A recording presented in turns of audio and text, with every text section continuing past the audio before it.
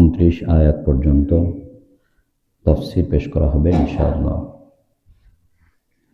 বিসমিল্লাহির রহমানির রহিম।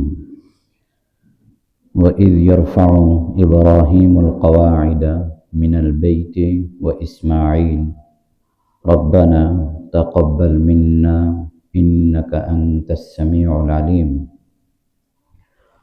ওই সময়কে স্মরণ করুন যখন ইব্রাহিম আলাইহিস সালাম কাবা গৃহের ভিত উত্তোলন করছিলেন এবং তার সাথে ইসমাঈলও। আর তারা বলতে লাগলো, হে আমাদের রব, আপনি আমাদের থেকে এ আমল কবুল করে নিন। নিশ্চয়ই আপনি আর আপনি একমাত্র সর্বশ্রোতা সর্বজ্ঞানী। এখানে আল্লাহ তাআলা ইব্রাহিম আলাইহিস সালাম এবং ইসমাঈল আলাইহিস সালাম যে কাবা গৃহের কাজ করেছিলেন সে সম্পর্কে আলোচনা করেছেন। আদম আলাইহিস সালামের সময় আল্লাহ তাআলা এই ঘরকে নির্মাণ করেছিলেন, এর ভিত্তি স্থাপন করেছিলেন। কালের ক্রমে এটা বহুবার উপরের যে কাঠামো সেটা নষ্ট হয়ে গিয়েছিল, ধ্বংস হয়েছিল।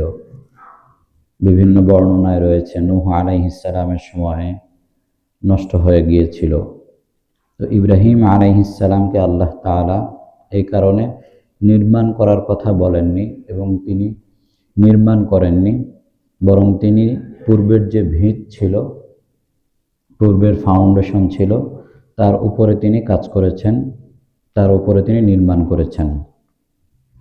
ইব্রাহিম আলাইহিস সালাম ইসমাঈল আলাইহিস সালামকে ডেকে বললেন যে, বাবা, আল্লাহ তাআলার পক্ষ থেকে আমার উপরে একটি হুকুম আসছে, তুমি কি আমাকে সাহায্য করবে?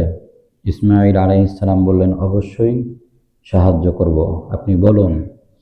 তখন ইব্রাহিম আলাইহিস সালাম বললেন যে, আল্লাহ তাআলা ওই উঁচু ভূমিতে যে জায়গাটি দেখতে পাচ্ছ সেখানে আমাদেরকে একটি ঘর তৈরি করে দেওয়ার কথা বলেছেন। ইসমাঈল আলাইহিস সালাম বললেন, ঠিক আছে, আমি আপনার সাথে সাহায্য করব।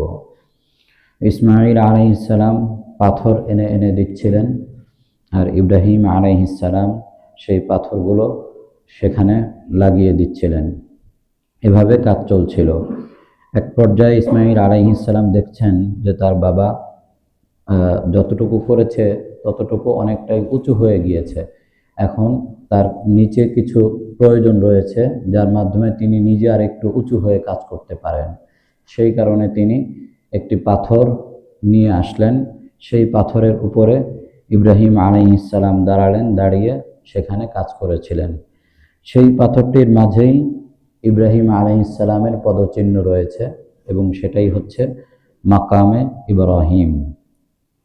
ইব্রাহিম আলাইহিস সালাম ইসমাঈল আলাইহিস সালামের সাথে নিয়ে এভাবে কাজ করেছিলেন। যখন কাজ করছিলেন তখন তারা কি দোয়া করেছিলেন?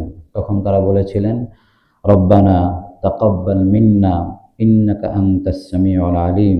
হে আমাদের প্রতিপালক, আপনি আমাদের থেকে কবুল করে নিন এবং নিশ্চয়ই আপনি একমাত্র সর্বশ্রোতা সর্বজ্ঞানী। এখানে মুফাসসিরিনে কেরাম উল্লেখ করেছেন যে এত বড় একটি কাজ আল্লাহ তাআলা তাকে দিয়ে করিয়েছেন, সাধারণ বিষয় নয়। ইব্রাহিম আলাইহিস সালামকে আল্লাহ তাআলা অনেক পরীক্ষা করেছেন, প্রত্যেকটি পরীক্ষায় তিনি যথাযথভাবে উত্তীর্ণ হয়েছেন। এখন আল্লাহ তাআলা তাকে আল্লাহ তাআলার ঘর নির্মাণের এই নিয়ামত দান করলেন, এই ঘর নির্মাণের কথা বললেন। এটা কত বড় তার জন্য সৌভাগ্যের বিষয় ছিল। তো ইব্রাহিম আলাইহিস সালামের অন্তরে কোনো ধরনের অহংকার বা কোনো ধরনের অজব, রিয়া এই জাতীয় কোনো কিছুই আসে নাই, বা এই কথাও মনে হয় নাই যে আমি মনে হয় আল্লাহ তাআলার নেককার বান্দার অন্তর্ভুক্ত হয়ে গিয়েছি, আমার সব আমল আল্লাহ তাআলার কাছে কবুল হয়ে গিয়েছে, আমি পরিপূর্ণতা লাভ করেছি, এমনটাও তিনি মনে করেন নাই। বরং তিনি আল্লাহ তাআলার কাছে তখন দোয়া করছেন, রব্বানা তাকাব্বাল মিন্না, আয় আল্লাহ, এই আমল আমাদের থেকে কবুল করে নিন। কারণ আল্লাহ তাআলার মহত্ব, আল্লাহ তাআলার জাত কুদরতের সামনে এটা কিছুই নয়। যে পরীক্ষা তিনি দিয়েছেন, যে পরীক্ষাগুলোতে তিনি উত্তীর্ণ হয়েছেন আল্লাহ তাআলার জাত কুদরতের সামনে, সেগুলো তেমন কোনো বিষয় নয়, বরং সেগুলো তুচ্ছ বিষয়। তো সেই জ্ঞান ইব্রাহিম আলাইহিস সালামের ছিল, সেই কারণে তিনি তার সেই সকল কর্মগুলোকে, সেই পরীক্ষাগুলোকে তেমন কোনো বড় মনে করেননি। সে কারণে তার মধ্যে কোনো অহংকারও সৃষ্টি হয় নাই। বরং তিনি এত কিছুর পরেও যখন আল্লাহ তাআলা তাকে এই ঘর নির্মাণের ব্যাপারে বললেন এবং তিনি এই ঘর নির্মাণ করলেন, তিনি আল্লাহ তাআলার কাছে দোয়া করতে লাগলেন যে আয় আল্লাহ, আপনি আমাদের কাছ থেকে এই আমলকে কবুল করে নিন। তিনি আরও দোয়া করেছেন, রব্বানা ওয়াজআলনা মুসলিমাইনি লাকা ওয়া মিন যুররিয়্যাতিনা উম্মাতাম মুসলিমাতাল লাক ওয়া আরিনা মানাসিকানা ওয়া তুব আলাইনা ইন্নাকা আনতাত তাওয়াবুর রহিম।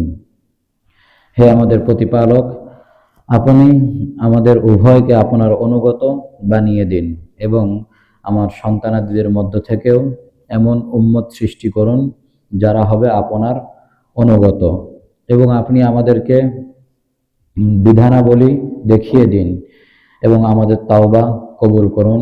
নিশ্চয়ই আপনি একমাত্র তাওবা কবুলকারী এবং দয়াময়। ইব্রাহিম আলাইহিস সালাম এখানেও দোয়া করলেন। ইব্রাহিম আলাইহিস সালাম নিজের জন্য এবং নিজ সন্তান ইসমাঈল আলাইহিস সালামের জন্য দোয়া করেছেন যে আমাদেরকে আপনার অনুগত বান্দা বানিয়ে দিন এবং আমাদের সন্তানাদিদের মধ্যে থেকেও এমন উম্মত সৃষ্টি করুন যারা হবে আপনার অনুগত বান্দা, এবং আমাদেরকে বিধানাবলী দেখিয়ে দিন। মুফাসসিরিনে কেরাম এখানে উল্লেখ করেছেন বিধানাবলী বলতে কোন বিধান। কেউ কেউ বলেছেন পুরো মিল্লাতে ইব্রাহিমের বিধান, এর কথা ইব্রাহিম আলাইহিস সালাম বলেছেন। তবে প্রাধান্যপ্রাপ্ত মত হচ্ছে হজের বিধানাবলী কথা তিনি উল্লেখ করেছেন, যেহেতু আল্লাহ তাআলা ইব্রাহিম আলাইহিস সালামের মাধ্যমেই হজের বিভিন্ন নিয়ম কানুন এগুলো করিয়েছেন। তো তিনি আল্লাহ তাআলাকে বিধানাবলীর কথা বলেছেন। সেই বিধানাবলীগুলো হচ্ছে হজের যে সকল বিধান নিয়ম কানুন, সেইগুলোই আল্লাহ তাআলা তাকে শিক্ষা দিয়েছিলেন। এরপরে তিনি বললেন ওয়াতুব আলাইনা, এবং আমাদের তাওবা কবুল করুন। চিন্তা করে দেখুন যে তিনি এমন কোনো কিছুই করেননি যে আল্লাহ তাআলার কাছে এই কথা বলতে হবে আমাদের তাওবা কবুল করুন। অথচ যে অবস্থায় ইব্রাহিম আলাইহিস সালাম পৌঁছেছেন, এই অবস্থায় আমরা তো কোনোদিনই তাওবা করতাম না, এবং আমরা বরং নিজেরা অনেক কিছু করে ফেলেছি মনে করতাম, আল্লাহ তাআলার কাছে অনেক বড় আল্লাহর ওলি হয়ে গিয়েছি এমনটা মনে করতাম। অথচ ইব্রাহিম আলাইহিস সালাম নিজেদেরকে বলছেন আমাদের আপনার অনুগত বান্দা বানান, আমাদের এ আমল কবুল করে নেন, আমাদেরকে ক্ষমা করে দেন, আমাদের তাওবা কবুল করুন। কারণ তিনি মনে করছেন যে আমি যে আমল করেছি এ আমল যথাযোগ্য পর্যায়ে পৌঁছেনি, বা আমি যতটুকু আমার করা দরকার ছিল সেই পর্যায়ে আমি পরিপূর্ণতার সাথে করতে পারিনি। তিনি মনে করছেন এটা আল্লাহ তাআলার জাত, আল্লাহ তাআলার কুদরত, আল্লাহ তাআলার মহত্বের সামনে এ আমল কিছুই নয়, এ আমল আরো উত্তমভাবে করা উচিত ছিল। তিনি মনে করছেন এটা। এই কারণে তিনি আল্লাহ তাআলার কাছে বলছেন ওয়াতুব আলাইনা, আপনি আমাদের তওবাকে কবুল করে নিন। এই হচ্ছে নবী সুলভ আচরণ, এবং নবীর শিক্ষাও হচ্ছে এটাই যে মানুষ যে কোনো ভালো কাজ করবে, ভালো কাজ করার পরে সে আরও আল্লাহ তাআলার প্রতি ঝুঁকে যায়, সে আরও ছোট হয়ে আসে, নমনীয় হয়, তার মধ্যে কোনো অহংকার কাজ করে না। কারণ সে মনে করে যে আমি যা করেছি সেটা আল্লাহ তাআলার কাছে কবুলযোগ্য হয়েছে কি হয় নাই তা তো আমি জানি না, এর মধ্যে না জানি কতই না ভুল হয়ে গিয়েছে, এমনটা সে মনে করে। তো সেটা মনে করে সে আল্লাহ তাআলার কাছে ইস্তিগফার করতে থাকে, ক্ষমা প্রার্থনা করতে থাকে। এরপরে ইব্রাহিম আলাইহিস সালাম আমাদের রাসূল সাল্লাল্লাহু আলাইহি ওয়াসাল্লামের জন্য কি দোয়া করেছেন সে বিষয়ে আল্লাহ তাআলা আলোচনা করেছেন। রব্বানা ওয়াবআথ ফীহিম রাসূলাম মিনহুম ইয়াতলু আলাইহিম আয়াতিকা ওয়া ইউআল্লিমুহুমুল কিতাবা ওয়াল হিকমা ওয়া ইউযাক্কিহিম ইন্নাকা আনতাল আজিজুল হাকীম। হে আমাদের প্রতিপালক, আপনি তাদের মধ্য থেকে একজন রসূল প্রেরণ করুন, যিনি তাদেরকে আপনার আয়াত তিলাওয়াত করে শোনাবেন এবং কিতাব হিকমত শিক্ষা দিবেন এবং তাদেরকে পরিশুদ্ধ করবেন। নিশ্চয়ই আপনিই একমাত্র মহাপরাক্রমশালী, মহাপ্রজ্ঞাময়। তো ইব্রাহিম আলাইহিস সালাম এখানে কয়েকটি দোয়া করেছেন। সর্বপ্রথম তিনি দোয়া করেছেন যে তাদের মধ্যে থেকে একজন রসুলকে প্রেরণের কথা বলেছেন। তো সেই রসুল হচ্ছেন আমাদের রাসূলুল্লাহ সাল্লাল্লাহু আলাইহি ওয়াসাল্লাম। রাসূল সাল্লাল্লাহু আলাইহি ওয়াসাল্লাম নিজেই বলেছেন, আমি হচ্ছি আমার পিতা ইব্রাহিম আলাইহিস সালামের দোয়া স্বরূপ এবং ঈসা আলাইহিস সালামের সুসংবাদ স্বরূপ। ঈসা আলাইহিস সালাম যে সুসংবাদ দিয়েছিলেন, মিন বাদ ইসমুহু আহমদ, যার পরে যিনি হবেন তার নাম হবে আহমদ। তো এটা হচ্ছে ঈসা আলাইহিস সালামের সুসংবাদ। এবং আমি হচ্ছি আমার মাতার স্বপ্ন স্বরূপ, অর্থাৎ রাসূলুল্লাহ সাল্লাল্লাহু আলাইহি ওয়াসাল্লামের সম্মানিতা মাতা যে স্বপ্ন দেখেছিলেন যে তার কোল থেকে একটি নূর বের হয়ে আসলো এবং সিরিয়ার বড় বড় প্রাসাদকে আলোকিত করে দিল। তো এই স্বপ্নের ব্যাখ্যা, স্বপ্ন স্বরূপ হচ্ছেন রাসূলুল্লাহ সাল্লাল্লাহু আলাইহি ওয়াসাল্লাম, যেটা তিনি নিজেই বর্ণনা করেছেন। তো রাসূল সাল্লাল্লাহু আলাইহি ওয়াসাল্লাম হলেন ইব্রাহিম আলাইহিস সালামের দোয়ার ফলস্বরূপ। তো রাসূল সাল্লাল্লাহু আলাইহি ওয়াসাল্লামের জন্য ইব্রাহিম আলাইহিস সালাম দোয়া করেছিলেন, আল্লাহ তাআলা এই দোয়া কবুল করলেন। এরপরে তিনি দোয়া করেছেন ইয়াতলু আলাইহিম আয়াতিকা, তার গুণাগুণ কি হবে, তার মিশন কি হবে, সেই মিশনের ব্যাপারটিও ইব্রাহিম আলাইহিস সালাম দোয়ার মধ্যে বলে গিয়েছেন। এবং আল্লাহ তাআলা এই মিশন দিয়েই রাসূলুল্লাহ সাল্লাল্লাহু আলাইহি ওয়াসাল্লামকে পৃথিবীতে প্রেরণ করেছেন। সর্বপ্রথম মিশন হচ্ছে ইয়াতলু আলাইহিম আয়াতিকা, তিনি তাদেরকে আপনার আয়াত তিলাওয়াত করে শোনাবেন। আল্লাহ তাআলার কিতাবের বাণী রাসূলুল্লাহ সাল্লাল্লাহু আলাইহি ওয়াসাল্লাম তিলাওয়াত করে শোনাবেন। তো তিলাওয়াতের অর্থ হচ্ছে অনুসরণ করা। তিলাওয়াতের অর্থ অনুসরণ করা। তো যে তিলাওয়াত করবে তাকে এই কিতাবের অনুসরণও করতে হবে। এখানে তিলাওয়াতের বিষয়টি পৃথকভাবে বর্ণিত হয়েছে। অন্যান্য জায়গায় তিলাওয়াতের বিষয়টি অনুসরণের সাথে সামঞ্জস্যতার সাথে বর্ণিত হয়েছে। মুফাসসিরিন কেরাম উল্লেখ করেছেন, এখানে পৃথকভাবে উল্লেখ হওয়ার ব্যাখ্যা হচ্ছে যে তিলাওয়াত ভিন্ন একটি বিষয়, অর্থাৎ যদি কেউ কোরআনের অর্থ, ব্যাখ্যা এবং কোরআনের বিধানাবলী বা শিক্ষা অর্জন ছাড়া শুধুমাত্র তিলাওয়াত করে, তাহলেও এর মধ্যে তার সওয়াব রয়েছে। এটা সওয়াব মুক্ত নয়, প্রত্যেকটি অক্ষর তিলাওয়াতের মাধ্যমে সওয়াব রয়েছে। রাসূলুল্লাহ সাল্লাল্লাহু আলাইহি ওয়াসাল্লাম হাদিসের মধ্যে বলেছেন যে কোরআনের একটি অক্ষর তিলাওয়াতের মাধ্যমে আল্লাহ তাআলা একটি সওয়াব দান করেন এবং একটির পরিমাণ হচ্ছে 10টি নেকির সমান। তো আলিফ লাম মিম, আমি বলছি না যে এখানে একটি হরফ, বরং এখানে হচ্ছে 3টি হরফ, তার মানে এখানে 30টি নেকি পাওয়া যাবে। তাহলে চিন্তা করে দেখুন, আলিফ লাম মিমের কোনো অর্থ আমাদের জানা নেই বা আলিফ লাম মিমের কোনো শিক্ষাও আমাদের নেই, এর অর্থ পৃথিবীর কেউই জানে না, কিন্তু এটা তিলাওয়াত করলে সওয়াব হবে কিনা? অবশ্যই সওয়াব হবে। তার অর্থ হচ্ছে কুরআন তিলাওয়াত করলে প্রত্যেকটি অক্ষরের বিনিময়ে সওয়াব হবে। দ্বিতীয় বিষয় হচ্ছে কুরআনের ব্যাখ্যা, কুরআনের বিধান, কুরআনের সমস্ত কিছুকে আল্লাহ তাআলা সংরক্ষণ করেছেন। তো কুরআনের অক্ষর, শব্দ, দাড়ি, কমা, এই জাতীয় যা কিছু আছে এই সব কিছুকে আল্লাহ তাআলা সংরক্ষণ করেছেন। তো যেহেতু এই সব কিছুকে আল্লাহ তাআলা সংরক্ষণ করেছেন, কিসের মাধ্যমে করেছেন? এই পৃথিবীর হাজার হাজার লক্ষ লক্ষ হাফেজদের সিনায় আল্লাহ তাআলা সংরক্ষণ করেছেন। অনেকেই এর অর্থ জানে না।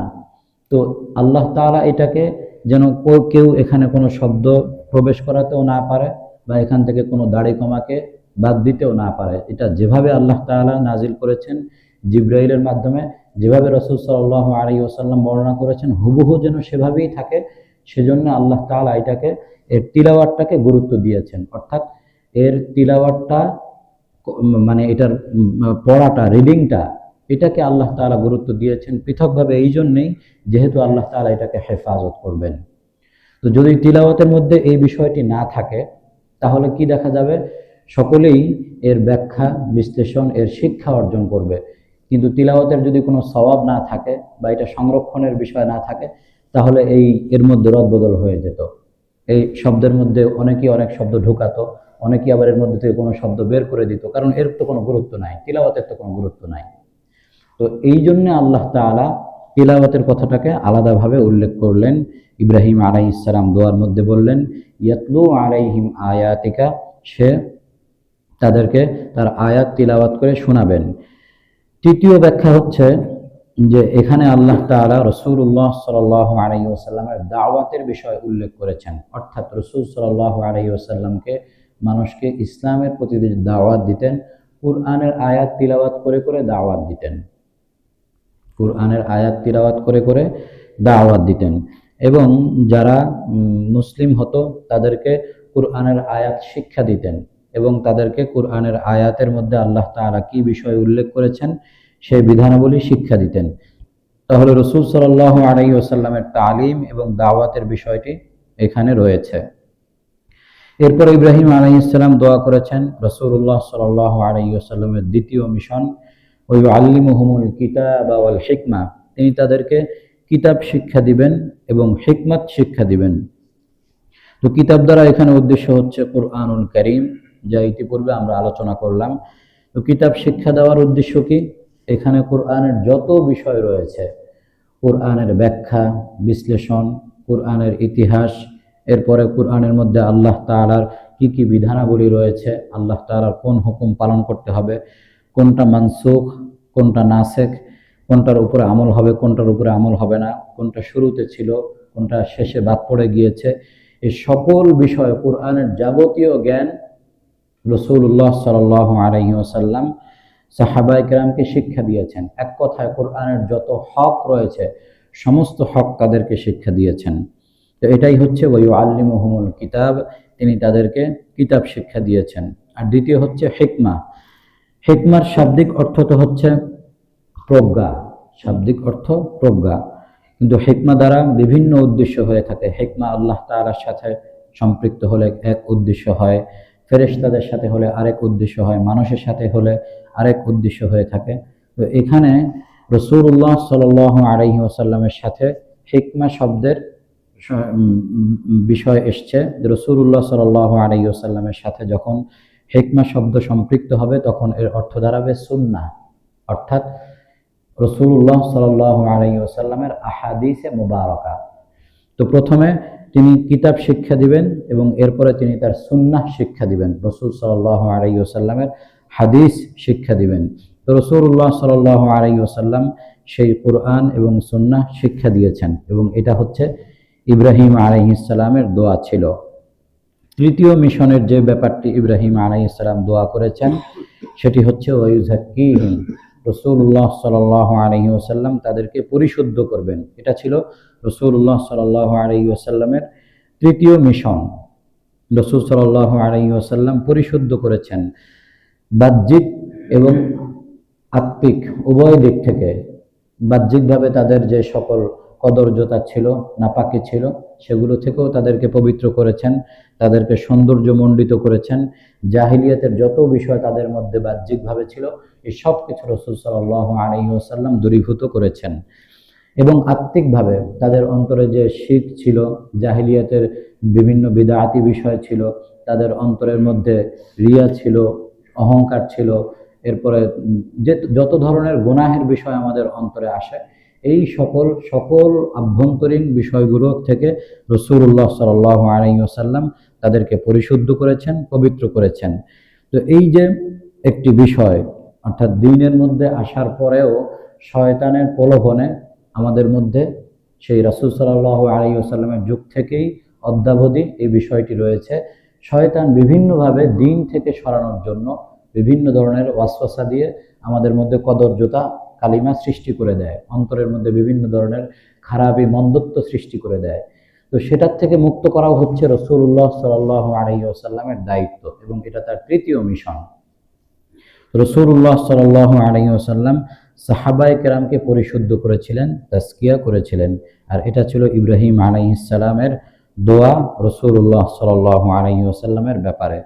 রাসূল সাল্লাল্লাহু আলাইহি ওয়াসাল্লাম এই তিনটি মিশন নিয়ে পৃথিবীতে আগমন করেছেন এবং তিনি পরিপূর্ণ সফলতার সাথে 3টি মিশনে পরিপূর্ণ হয়ে তিনি পৃথিবী থেকে বিদায় গ্রহণ করেছেন।